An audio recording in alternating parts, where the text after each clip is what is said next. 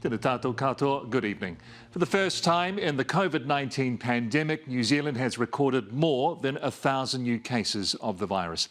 By far the greatest concentration of those cases is in Auckland, where there were 861, but numbers are growing all over the country.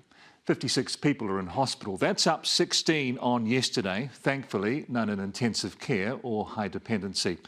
A lot of people have been getting PCR tests, more than 28,000 in the last 24 hours.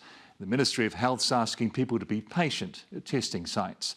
Edwin O'Driscoll has the latest on the availability of the quicker rapid antigen tests. With a team of just 5, a close contact ping would bring bootleg jerky to a grinding halt. Like if we had 2 of our guys off, that's almost our whole workforce is gone, so it can be pretty hard to deal with. But from today, a negative rapid test could keep the production line moving. Oh man, it would be game-changing. Like we would be absolutely screwed if we had to close our doors. As the country settles into phase 2 of the Omicron outbreak, more than 13,500 businesses have registered with the Close Contact Scheme. That would allow more than 500,000 critical workers to go back to work if they test negative for COVID. An online order form for rapid tests went live today with pick-up points at sites across the country. The man in charge says so far, so good. I haven't heard to the contrary, and I would have if they weren't running smoothly. But it's not good, according to some teachers who are angry the government hasn't defined them as critical. The worst case scenario is we close, so we can't continue with on-campus teaching, and that would be a hindrance to every student in the school, no doubt about it.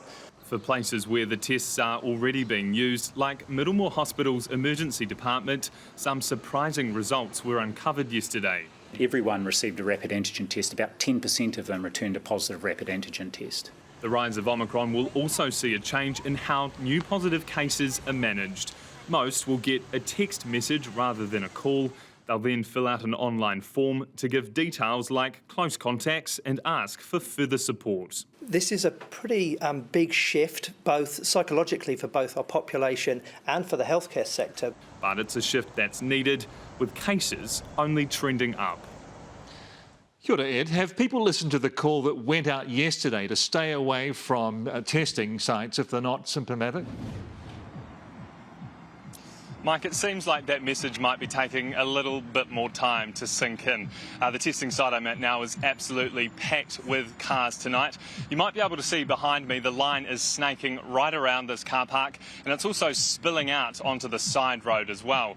The Ministry of Health expects high demand to continue, and it's prompted yet another plea from them to please only come and get tested if you have those cold and flu symptoms, you're a close contact, or a health official has told you to come and get one. They want to keep lines like this one free and flowing for the people who need it. Edwin O'Driscoll, tēnā koe.